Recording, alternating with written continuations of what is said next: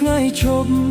ដូរបងនឹងអូនស្រឡាញ់គ្នាគ្មានថ្ងៃយប់រុក្ខាជាតិរស់បានដោយសាររស្មីសំយោគតែជីវិតបងភ្លឺពេលដែលមានអូនចូលមកថ្ងៃដែលពួកយើងរងចាំហើយនេះគឺជាស្នេហ៍យើងថែមកច្រើនឆ្នាំតស៊ូតាំងពីក្ររហូតដល់មានបានតួអាក្រក់ឬល្អបងតែងមានអូនក្បែរប្រាណ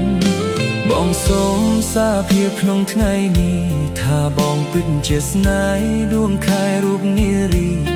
ឈរពន់ដូចកាយរូបកាយរូបបសអូលអអើយសែលអ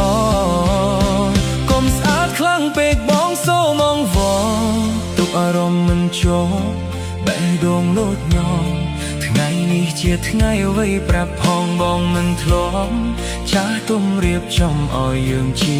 គូកបអូនជាប្រពន្ធតែបងទុកអូនដូចទ្រង់សូមជួបបេះដូងមួយនេះផងតើបានទេយើងមាននិស្ស័យបានក្រាប